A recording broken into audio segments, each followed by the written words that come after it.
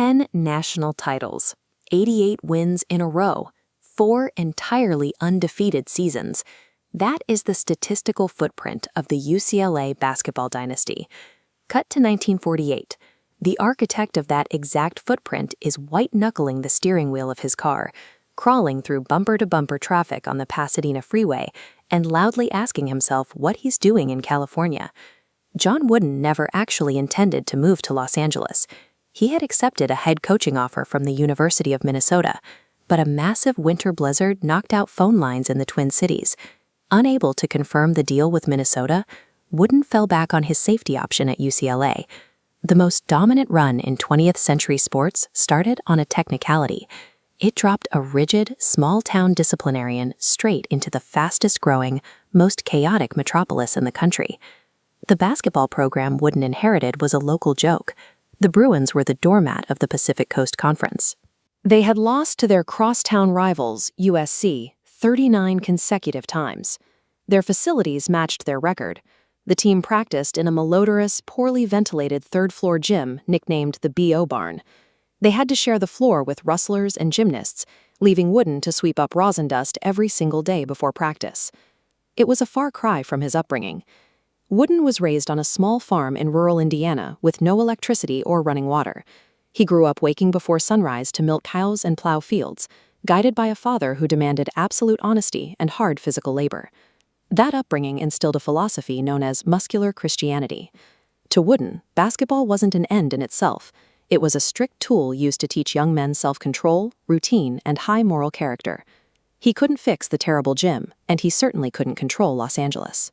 So he focused entirely on what he could control, enforcing his severe Midwestern standards directly onto the young men on his roster.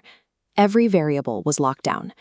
Wooden dictated exactly what his players ate for their pregame meal, down to the exact number of celery sticks.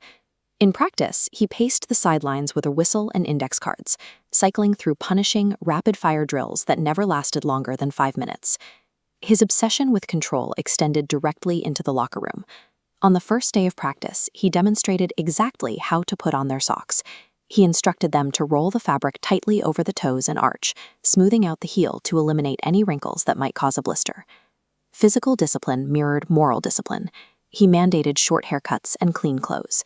He strictly banned drinking, gambling, and swearing. Even a muttered curse word would halt a practice. To formalize this worldview, he developed his own curriculum. He called it the Pyramid of Success. It was a 15-block geometric blueprint that translated his father's rural values into a repeatable system built on foundational cornerstones like industriousness and enthusiasm. The perfectly smoothed socks and the rigid meal plans served a larger purpose. They allowed Wooden to build a highly ordered 19th-century sanctuary, insulating his team from the noise of the sprawling city outside. Underneath the strict moralizing, Wooden was deeply pragmatic. West Coast teams favored a slow, choreographed style of play.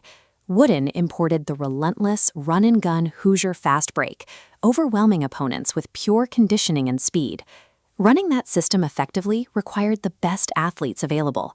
While most college coaches at the time adhered to racist quotas, Wooden simply wanted to win.